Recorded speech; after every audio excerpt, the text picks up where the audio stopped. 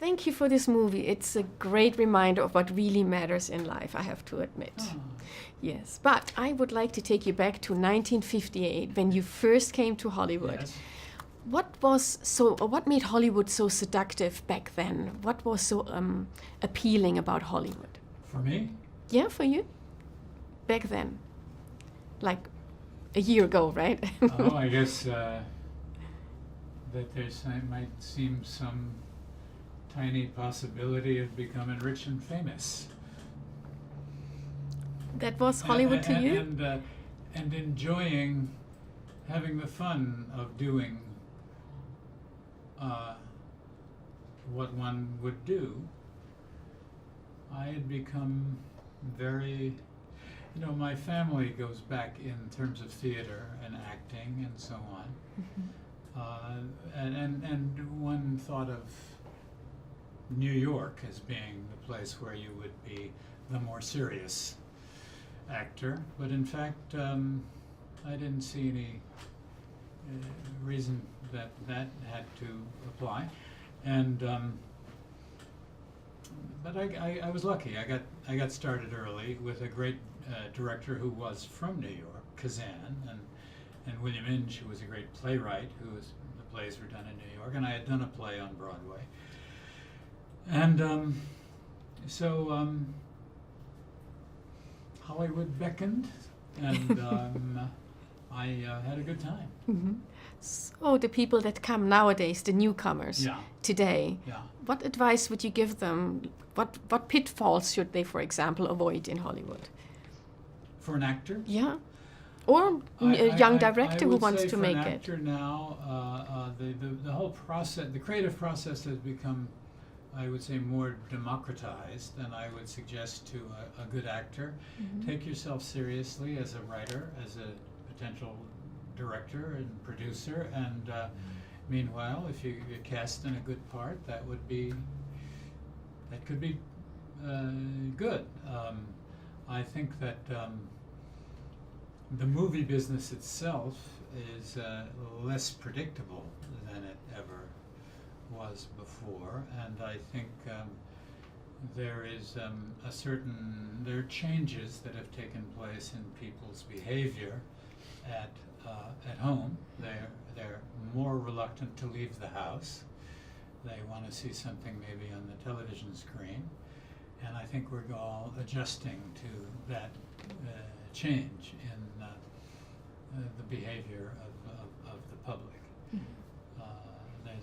There is a lot of this that's very positive.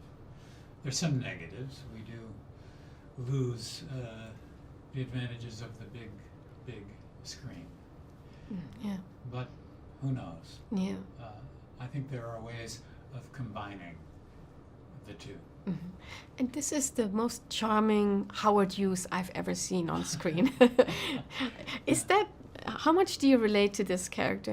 Howard Hughes, he was an enigma. Nobody really knew who he was, what he wanted. But then when he was, I guess, at least the way you portrayed, out and about, he was super charming. Do you relate to this character at all? Well, Howard Hughes was, he had inherited wealth. I think that he had a certain need to be seen in a certain way, which would require hiding himself in other ways, which I think have become, in contemporary times, almost impossible to do.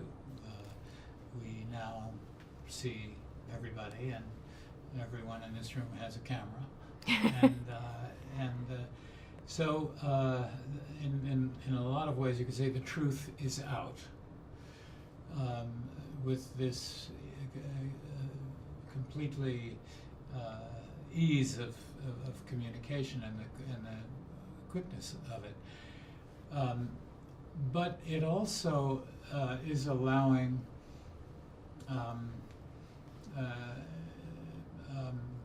things that are untrue to be said. Mm-hmm. And there is no way to combat this without perpetuating the untruth. So it gets very complicated. and it involves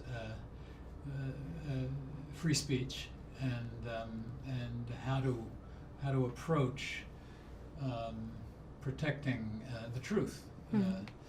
That's a long-winded answer to the question that I'm not even sure you asked. I was asking about the charm. The charm?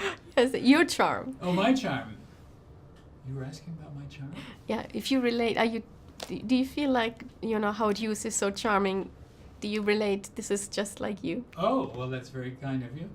I don't know, I never met him, but I sometimes feel that I met everyone who ever met him. Oh. Because I've always been amused by Howard Hughes. The stories I've heard always made me laugh, and I thought it would be a good, he's an entertaining person to put as a cause for problems with two young people who come from very religious backgrounds in Virginia and in Northern California. So the combination of Howard Hughes and of course, you know, I always say that any movie that deals with someone who actually lived is a fiction. I've done it actually 3 times before this with Clyde Barrow, Bonnie and Clyde, with Bugsy Siegel, and with Reds with John Reed, and you scrunch chronologies, you do all kinds of things that.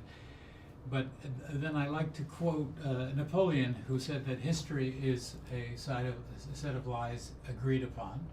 I think also the quote of Winston Churchill, who said, history will be very kind to me because I intend to write it. And I also quote Henry Ford, who said history is bunk. And there's a long list of, but now at the beginning of the picture, I only use one quote, which is a quote of Howard Hughes, and he said, never check an interesting fact.